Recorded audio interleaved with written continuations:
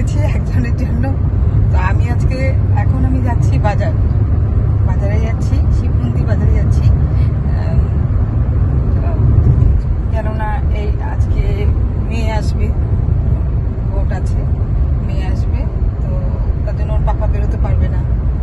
তারপর মেয়েকে আনা আছে, বিকালের ফ্লাইট আছে, অনেক কিছু ব্যাপার আছে বিকেলে, আমাকেই বেরোতে হবে। তার জন্য আমার হাজব্যান্ড বেরোতে পারবে না আজকে। তার জন্য আজকে সকালে বাজার হাট কিচ্ছু নেই, আমার হাজব্যান্ড যেতে পারবে না বলে বাজার হাটও আসতে পারবে না। আর মাছ কাছও নেই, মাছ টাছ সব শেষ। তো ওই জন্য আমি বেরিয়েছি, শিব মন্দিরে বাজারে যাচ্ছি। দেখি কি মাছ পাওয়া যায়, সবজি টুকি কিনতে হবে।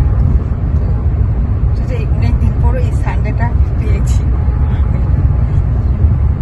দেখুন না, চুল কিচ্ছু করিনি, আর সকালেই উঠেছি।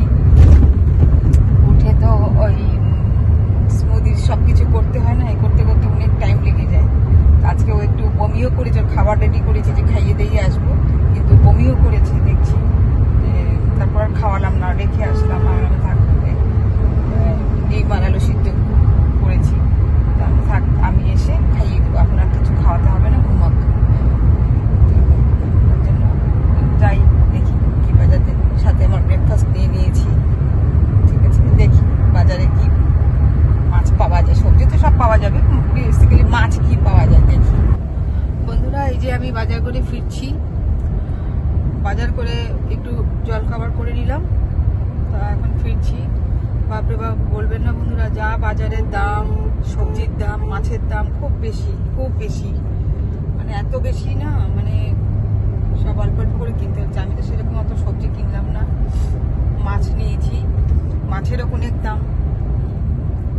খাসির মাংস তো 900 টাকা কিলো হয়ে গেছে, খাসির মাংস। চিকেন 300 টাকা কিলো। তো আমি তো, আর বাজার যা ভিড়, আজকে সানডে, আমি সানডে তো কোনদিন যাইনি বাজারে, যা ভিড়, ওরে বাপরে বাপ, মানে লোক করে করে মানে আমাকে ভিতরে ঢুকতে হচ্ছে।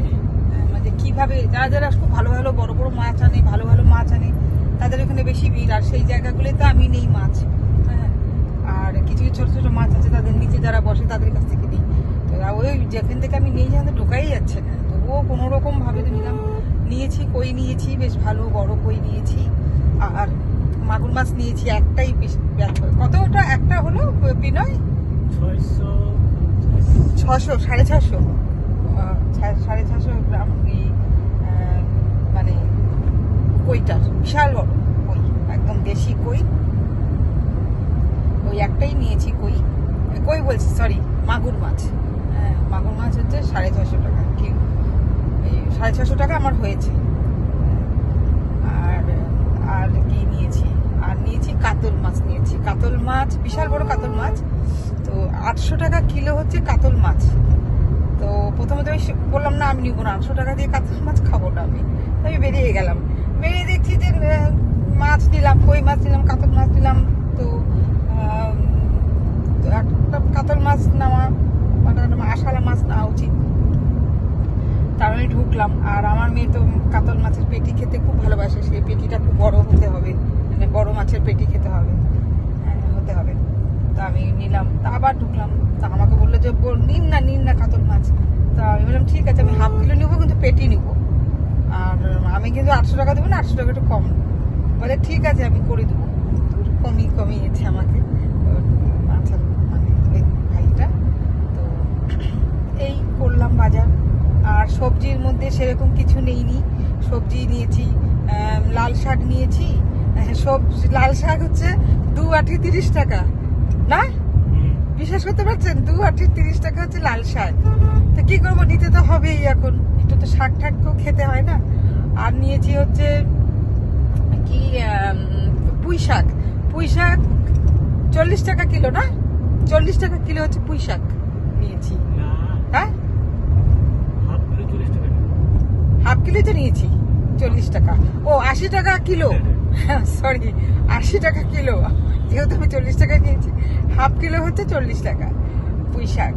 তো এগুলো হয়তো একদম মানে দেশি ক্ষেতের, মানে যারা আছে এখানকার এখানকার এদেশীয় যারা তাদের কাছে সবজি টবজি খুব ভালো পাওয়া যায়, কিন্তু দামটা একটু বেশি থাকে, কিন্তু পিওর একদম। আর কি নিলাম, আর ভেন্ডি নিলাম, সেটাও ভীষণ চড়া দাম। কি মানে বাজারে গেলে বুঝতে পারবেন যে বাজারের হাল কি, যারা যারা বাজার করেন বাবা, মানে আপনারা যেখানে যেখানে থাকেন সেখানকার বাজারের পরিস্থিতি কিরকম জানি না, কিন্তু আমাদের এখানে বাজারটা মানে।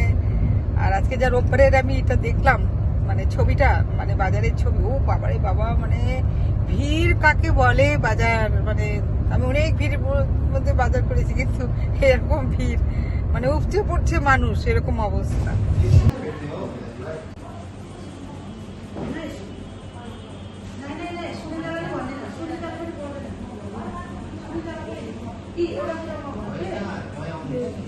একটা স্ন্যাক্সের দোকানে এসেছি দেখতে,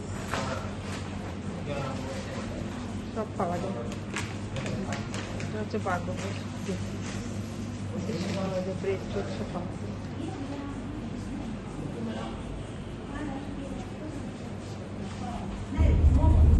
আমি বেরিয়েছি মেকে নিতে, অনেকক্ষণ হয়েছে, প্রায় 1.5 ঘন্টা হয়ে গেছে বেরিয়েছি। তো আদার্স কাজগুলো করে নিয়েছি, তো এখন তো যাচ্ছি একটু সিটি সেন্টার, যেহেতু ওর এখনো ফ্লাইট টেক আপ করেনি, তো টাইম আছে মিনিমাম 2 ঘন্টা, তারপর সব কিছু নিয়ে 2.5 ঘন্টা লাগবেই।